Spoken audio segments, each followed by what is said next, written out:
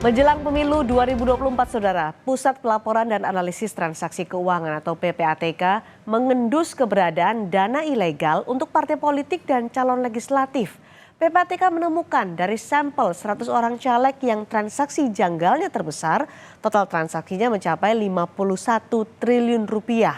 Sementara menurut PPATK ada 9.164 transaksi mencurigakan dari luar negeri ke rekening 21 bendahara partai politik dan nilainya mencapai 195 miliar rupiah. PPATK sudah menyampaikan temuan ini ke penyelenggara pemilu dan penegak hukum. Tapi bagaimana tindak lanjutnya? Akan kami bahas setelah informasi berikut ini. Dana ilegal diduga mencemari pesta demokrasi pemilu 2024. Pusat Pelaporan dan Analisis Transaksi Keuangan menemukan peningkatan transaksi mencurigakan dari luar negeri ke rekening bendahara parpol dan calon legislatif selama 2022 dan 2023. Totalnya mencapai puluhan triliun rupiah. PPATK telah menyampaikan temuan itu ke penyelenggara pemilu dan penegak hukum. Dari 21 partai politik kita temukan, itu tahun 2022 itu ada 8.270 transaksi. Kemudian meningkat di tahun 2023 ada 9.164 transaksi. Jadi mereka juga termasuk yang kita ketahui menerima dana dari luar negeri ya. Teman-teman bisa lihat di sini di tahun 2022 penerimaan dananya hanya 83 miliar. Kemudian meningkat di tahun 2023 menjadi 195 miliar. Menurut data PPATK pada 2022 ada 8.270 transaksi yang jumlahnya 83 miliar. Pada 2023, transaksi ke rekening bendahara parpol meningkat jadi 9.164 transaksi dengan total 195 miliar rupiah. PPATK juga menemukan transaksi janggal para calon legislatif dari berbagai partai politik. Dari sampel 100 orang caleg yang transaksi janggalnya terbesar, total transaksinya mencapai 51,47 triliun rupiah. KPU telah menerima informasi soal temuan PPATK. Namun KPU mengaku kewenangannya terbatas untuk menindaklanjuti temuan PPATK tersebut. Sebab KPU hanya merujuk pada rekening khusus dana kampanye, bukan rekening lain. Kami hanya concern berkenaan dengan LADK. Di dalam LADK ada rekening khusus dana kampanye dan mengenai hal tersebut saya pikir yang lebih otoritatif memberikan penjelasan detail ya terhadap informasi tersebut adalah lembaga yang menerbitkan informasi. Kami tidak memiliki kapasitas untuk membandingkan data rekening di luar RKDK. Kami hanya mengevaluasi penggunaan RKDK dalam pembiayaan kampanye. Ya, ini sesuai atau tidak? Nah, kalau ada rekening-rekening lainnya itu digunakan untuk transaksi keuangan, tentunya itu di luar kewenangan KPU. Sementara Badan Pengawas Pemilu mengaku belum menerima informasi soal temuan PPATK. Bawaslu menyebut akan mengecek lagi informasi tersebut. Belum tahu, nanti kita lihat dulu. Belum. Tapi temuan itu jadi pembantu. Komisi Pemberantasan Korupsi menyebut dari 21 temuan PPATK, KPK baru menerima 2 laporan mengenai transaksi mencurigakan ke bendahara parpol. KPK menyatakan akan menindaklanjuti temuan PPATK tersebut apakah bersumber dari kejahatan korupsi. Tentu mereka kemudian PPATK akan melimpahkan kepada institusi yang memiliki kewenangan untuk itu. Nah, sementara yang Anda katakan 21 ya? 21, kami belum menerimanya. Yang kami menerima itu baru 2. Itu yang dapat kami sampaikan, sehingga kami untuk yang selebihnya tidak bisa menjelaskan. Kira-kira gitu ya. Ya, sedang kami kaji ya. Karena tentu kalau teman-teman PPATK itu melihat dari suspek follow the money, uangnya yang anomali atau tidak wajar.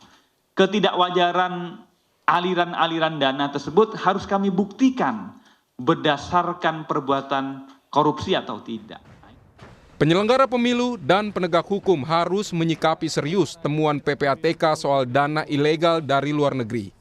Jangan sampai pembiayaan yang menyalahi aturan mempengaruhi kualitas demokrasi. Tim Liputan, Kompas TV. Bagaimana menyikapi laporan PPATK soal transaksi mencurigakan menjelang pemilu? Apa yang harus dilakukan penyelenggara pemilu dan penegak hukum? Kita akan berbincang melalui sambungan Zoom dengan PLT Deputi Analisis dan Pemeriksaan PPATK, Danang Trihartono, dan Pembina Perkumpulan untuk Pemilu dan Demokrasi, Titi Anggraini. Selamat malam, Mbak Titi, Pak Danang. Selamat malam Mbak Cindy, Pak Danang. Terima kasih sudah bergabung di Sapa Indonesia Malam. Pak Danang, kami ingin tahu dari PPATK yang menemukan ada aliran dana luar negeri ke 21 bendahara partai politik, begitu ya? Betul? Ya, jadi sebelumnya kami ingin meluruskan pemberitaan tersebut Mbak ya, dalam arti bahwa dana masuk dari luar negeri itu bukanlah pasti dana ilegal. Oke. Itu satu. Yang kedua bahwa PPATK ini menerima informasi Rp1 pun dana keluar masuk Indonesia. Oke. Nah, dalam hal ini kami fokus kepada dana yang masuk. Karena memang dari statistik terjadi peningkatan lebih dari 100% itu transaksi masuk dari luar negeri ke bendahara parpol. Bendahara parpol ini dalam arti dari tingkat DPP sampai DPC gitu ya. Ya. Nah, dari transaksi itu tentu harus kami lihat lagi. Apakah pertama sumber dananya ini legal atau ilegal? Kalau ilegal terkait tindak pidana apa? Oke. Ya, apabila terkait tindak pidana korupsi ya KPK dan sebagainya. Nah, dari temuan PPATK, berapa persen yang ilegal dari dana luar negeri yang masuk ke bendahara partai politik peserta pemilu itu? Ya, kami belum bisa simpulkan persentasenya ya, karena semuanya kan berproses. Artinya begitu kami kan melakukan proses analisis pemeriksaan, Mbak. Artinya tidak bisa semata-mata begitu informasi masuk kami bisa langsung putuskan, oh ini legal atau ilegal. Perlu proses. Lalu kedua adalah bahwa setelah masuk dana ini digunakan untuk apa? Nah, apabila digunakan untuk proses kontestasi atau kampanye pemilu, nah ini kan ada pertanyaan sumber dari luar negeri untuk pemilu. Ini kan berdasarkan undang-undang sebenarnya ini suatu hal yang dilarang. Nah, memang apabila terbukti hal tersebut, ini konsekuensinya dana tersebut harus disetorkan ke rekening kas negara gitu. Jadi temuan PPATK apakah hanya dana luar negeri masuk ke bendahara partai politik, apakah juga ditelusuri kemana uang dari dana luar negeri itu mengalir dari partai politik, lalu kemana? Apakah digunakan hal-hal yang ilegal? Apakah juga ditelusuri oleh PPATK? Sudahkah? Ya, semuanya tentu berproses. Begitu kami menemukan tentu akan kami sampaikan ke Bawaslu untuk ditindaklanjuti lebih lanjut. Informasi terkait dengan kontestasi pemilu yang masuk PPATK ini kan banyak sekali, sehingga kami harus bekerja ekstra untuk melakukan analisis dan pemeriksaan terkait dengan transaksi tersebut yang jumlahnya memang sangat masif. Dan fokus kami bukan hanya dari luar negeri, fokus kami ini kan banyak juga gitu ya. Misalnya penukaran pecahan denominasi pecahan oleh para DCT. Nah ini juga meningkat gitu kan. Nah ini untuk apa? Ini kan juga nanti kami sampaikan ke Bawaslu yang mempunyai kewenangan untuk sampai daerah meneliti apakah memang dari DCT yang kami sampaikan ke Bawaslu ini ada politik uang di daerah. Demikian. Oke, meskipun belum dipastikan itu ilegal atau tidak, dana dari luar negeri ke rekening bendahara partai politik itu ilegal atau tidak, tapi apakah juga kemudian ini hal yang tidak wajar menurut PPATK? Ya, kalau kami based on statistik memang ada peningkatan. Ada peningkatan yang tentu saja ini jadi concern kami. Nah, dari luar negeri ini kan juga kita bisa melihat apakah memang dari entitas individu atau perusahaan, apakah tujuannya untuk bisnis atau bahkan ini kami temukan juga dari perusahaan cangkang. Nah, ini kan kesulitan tujuan transaksi itu apa sebenarnya, itulah yang akan kami teliti lebih lanjut. Baik, Mbak Titi, ini ada temuan dari PPATK, aliran dana dari luar negeri, jumlahnya meningkat, tapi belum dipastikan yang mana yang ilegal, apakah ini juga mencurigakan atau tidak. Bagaimana harus menyikapi temuan PPATK ini? Ya, pertama tentu saja kalau saya ya sebagai pegiat dan peneliti pemilu senang sekali mengapresiasi apa yang disampaikan oleh PPATK ini. Karena memang dari pemilu ke pemilu, keluhan soal politik biaya tinggi, politik transaksional, ruang gelap dana politik, dana kampanye, itu selalu mengemuka. Mudah-mudahan kita ada kesungguhan untuk betul-betul membongkar ini sehingga politik kita menjadi politik yang bersih, pemilu kita pemilu yang bersih, demokrasi kita demokrasi yang sehat. Nah, itu yang pertama. Jadi justru menurut saya semua pihak harus menghargai, mengapresiasi dan mendukung kerja-kerja PPATK, dan ini diharapkan terus konsisten dilakukan mengingat masa kampanye kita akan masih berlangsung dan hari H itu kurang lebih 31 hari lagi, setelahnya masih ada proses yang pasti membutuhkan dana besar. Nah, yang berikutnya apa yang bisa dimaknai dari temuan tersebut? Ini bisa dimaknai dari beberapa dimensi. Pertama, dimensi pencegahan. Pencegahan tentu saja ini bisa menjadi informasi awal bagi Bawaslu, bagi kantor akuntan publik yang nanti akan menerima dokumen laporan akhir dana kampanye dari KPU untuk melakukan pemeriksaan secara lebih menyeluruh. Termasuk bagi Bawaslu untuk memeriksa apakah betul misalnya dari hasil temuan PPATK ini terkonfirmasi ada aliran-aliran dana yang dilarang itu di pasal 339 Undang-Undang Nomor 7 Tahun 2017 di ayat 1-nya disebutkan sejumlah sumber dana yang dilarang. Mulai dana dari asing, lalu kemudian dana yang tidak jelas identitas penyumbangnya, dana hasil dari tindak pidana, lalu dana dari bersumber keuangan negara ya, BUMN, BUMD, APBN, APBD, dana dari pemerintah desa, dari BUMDes itu juga dilarang. Nah, jadi jelas gitu ya, kita harus antisipasi karena ternyata ada peningkatan keluar masuk uang dari asing gitu, dari luar negeri, mohon maaf. Nah, itu belum tentu juga tindak pidana, tetapi kan ada tendensi yang kita perlu antisipasi, Mbak Cindy. Yang kedua, dari sisi penegakan hukum. Nah, tadi kan pencegahan bagi kita untuk kemudian lebih waspada, terutama soal misalnya penukaran uang. Nah, penukaran uang itu buat apa? Apakah misalnya ya tidak mungkin, ini kan belum lebaran ya, lebaran masih lama gitu. Nah, ini terkait dengan cara kita memastikan tidak ada politik jual beli suara atau politik uang begitu. Nah, dari sisi penegakan hukum, menerima dana dari pihak yang dilarang yang tadi saya sudah sebutkan itu merupakan tindak pidana yang bahkan kalau dia terbagi beberapa tindak pidana, menggunakan merupakan tindak pidana, tidak melaporkan sesuai dengan jangka waktu yang diatur di dalam undang-undang yaitu 14 hari ya setelah menerima dana, itu juga merupakan tindak pidana. Nah, ini mudah-mudahan Bawaslu secara serius menempatkan hasil temuan ini nanti ya ketika dokumen resmi yang disampaikan kepada KPU itu sudah diterima, itu bisa menjadi alat konfirmasi. Nah, yang ketiga itu bagi kita sebagai publik, kita perlu untuk mencermati informasi tersebut, lebih peduli pada persoalan dana kampanye, termasuk mencermati yang sudah beredar, misalnya masuk akal nggak sih yang dilaporkan angkanya sebegitu, padahal di mana-mana alat peraganya begitu. Untuk penyelenggara pemilu gimana, Mbak Titi, KPU?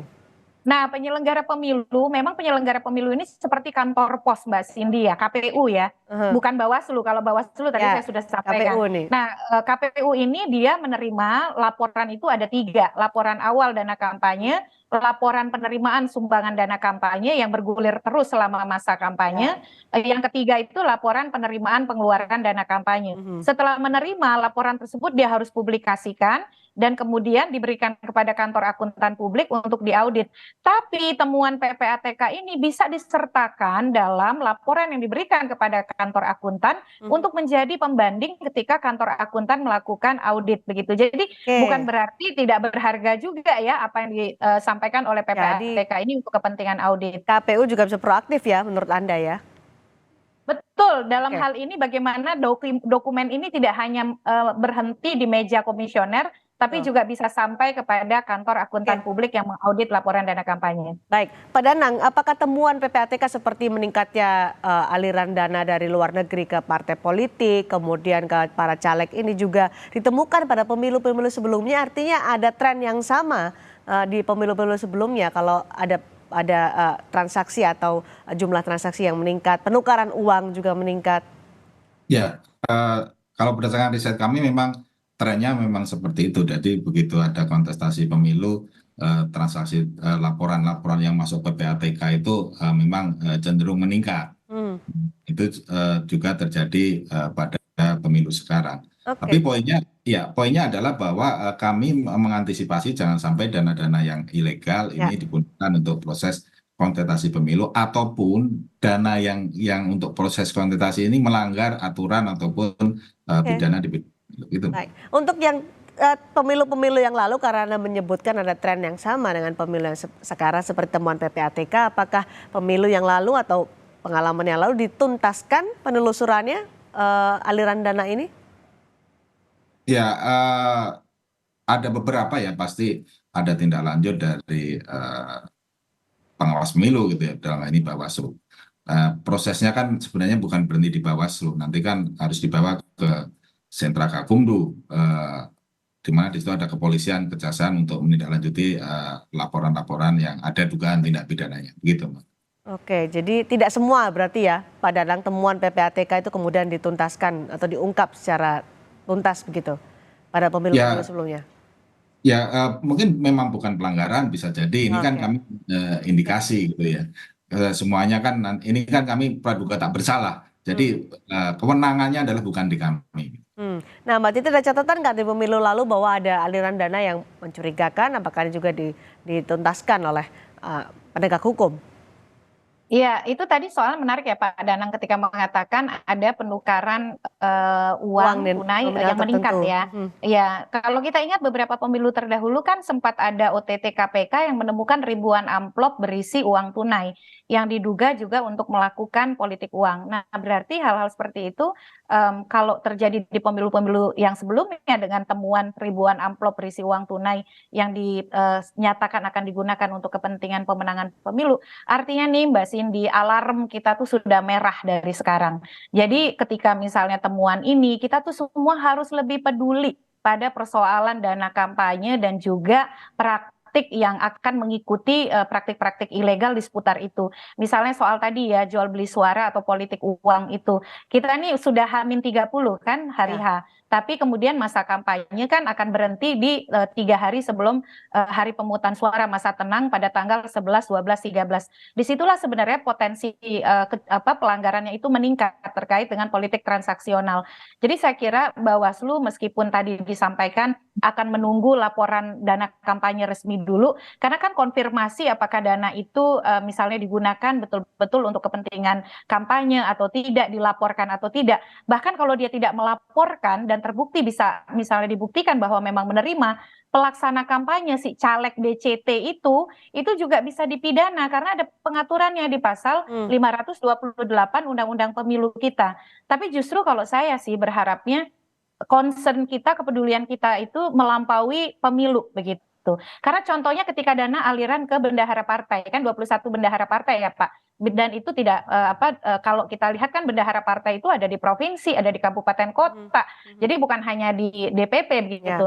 Di Undang-Undang Partai Politik di pasal 40 partai itu dilarang menerima dana dari asing dan pihak-pihak yang tadi ya sama hampir serupa dengan dana kampanye. Dan kalau dilanggar itu juga merupakan tindak pidana begitu. Jadi mudah-mudahan di ranah pemilu dia bisa ditindaklanjuti secara proporsional dan efektif. Tetapi aparat penegak hukum juga melihat peluang penegakan hukum melalui undang-undang lain. Misalnya apakah tindak pidana korupsi, pencucian uang. Karena sekali lagi uang ilegal itulah yang merusak pemilu kita, merusak demokrasi kita. Dan dia akan tidak berhenti di situ, pasti berlanjut kepada tindak pidana lainnya. Mbak Titi, kalau tadi Pak Danang menyatakan ini ada asas praduga tak bersalah dari temuan-temuan PPATK meskipun ada dana aliran dana dari luar negeri yang masuk ke rekening bendahara partai politik. Asas praduga tak bersalah soal ini, apa tanggapan Anda?